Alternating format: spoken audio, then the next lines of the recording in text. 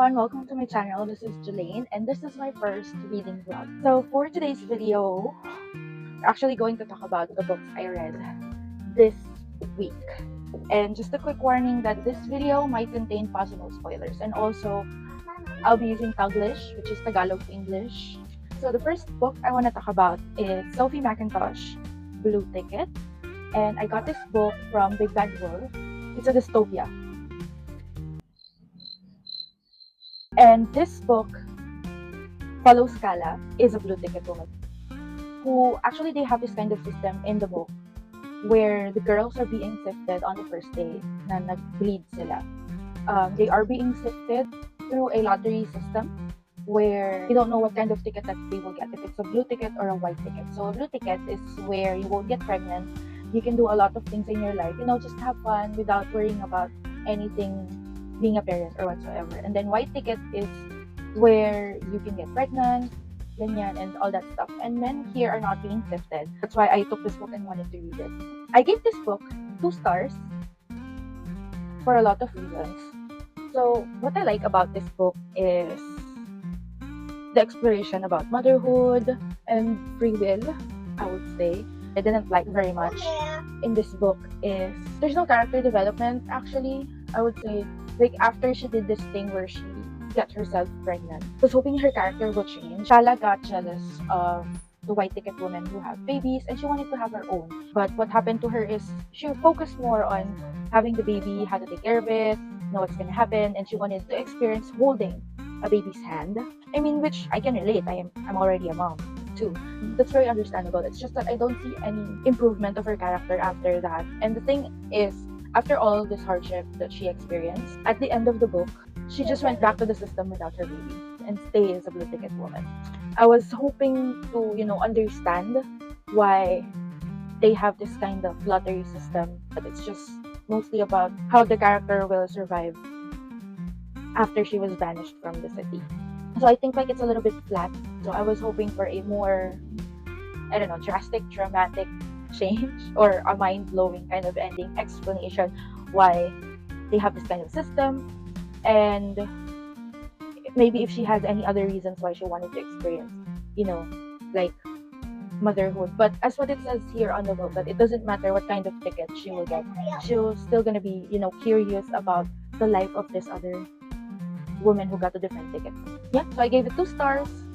But if you have other thoughts about this book, a different point of view about the book, it will help me a lot, So the second book I read this week is Bride by Ali Hazelwood, and I got this from one of my members in my book club, which is the Bookish book club. It's about Misery Lark, a daughter of a powerful vampire council man that feels like an outcast in her own world because of the things that happened to her. Her father wants her to marry the alpha of the werewolf just to make sure that the pact between them will not be chaotic at all.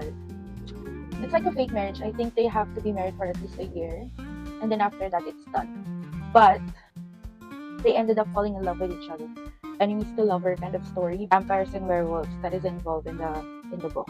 And there's more politics into it, although there's Twilight references in it. I gave this book 3 stars because I really enjoyed it. Actually, I really enjoyed the book. I like Ali Hazelwood's writing, very minimal complex words, which English is not my first language, so some words for me are really difficult to understand, which I have to Google it, and sometimes it's very time consuming. She's really funny, so I really liked it, and I just finished this in 3 days.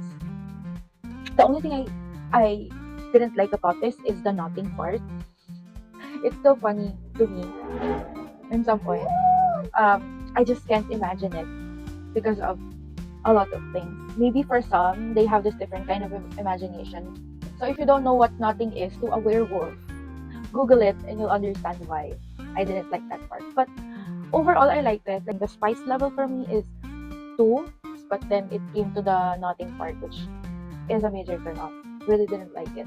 But I actually bought 2 books from Ali Hazelwood's. But I like Low Moreland, actually. He's a green flag, although he's scary. The last book I read this week is Lock Every Door by Riley Sager. This is actually our book of the month in our book club, which the Bookish Book Club. So this book follows Jules Larson, who lost her job and got her boyfriend cheating. She's basically broke and brokenhearted. Then one day she saw this ad that there's this apartment that needs an apartment sitter that will pay you a lot of money, and at the same time should be able to stay into her dream apartment, which is the Bartholomews. When she got there, she met another apartment sitter who told her about a missing girl prior to her. And then after that, she discovered a lot of things that, aside from the girl before her that went missing, there's other girls also went missing. Investigate more and dig deeper, and find out what's the mystery going on into Bartholomew on her own. I gave this 3 stars because of her decision making, but I like the book and the plot twists, and it's actually quite mind blowing about what happened in the book. It's just that I don't like her decision making. I mean, girl, you're already in danger, and who will go back into the apartment after figuring out this things happening in it, right? And there's already like a lot of red flags in it, but she didn't mind. She doesn't care because Bartholomew is her dream apartment. She doesn't know there's a lot of mysterious things happening in the place, but she still stayed because she needs the money and it's her dream place. So I mean, I understand that it's gonna pay you a lot. I think she's gonna get paid $4,000 per month, and all she has to do is babysit the apartment for 3 months. I mean, anyone would be happy to have that kind of job where you can stay to this luxurious apartment and then you're still gonna get paid a lot. But still, it's a red flag, too good to be true kind of a situation. I mean, why would you go to that kind of place that pays you a lot and just babysit the apartment? You must do some research first before you get into it. But again, there would be no plot if that's not the situation. It's just that I felt like she's a little stupid girl. I have some annotations in the book where I always put that stupid girl in it. But overall, I really enjoyed it. The suspense in it was just amazing. And I'll be very honest, like I said, Jules is not the brightest girl, but she was able to discover all these mysteries by her own with little help. Shocking to me. Because if that's just me alone, I can figure that out. Because I'm a little bit of a stupid as well. But not the part where, not when it comes to, decision making. Maybe the problem solving, yes. But the decision making, girl, her decision making is so, parang, girl, don't do that. But still, she's gonna do it. I'm like, girl, don't go there. But at the end of it, she's still gonna do it. I mean, she can't hear me, but still, she should have listened. It's all the books I read this week, and I am so happy you stayed this long in my video. So thank you so much for watching. Don't forget to like and subscribe, and I'll see you in my next one.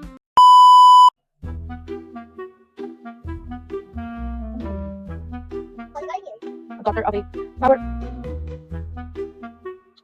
Try to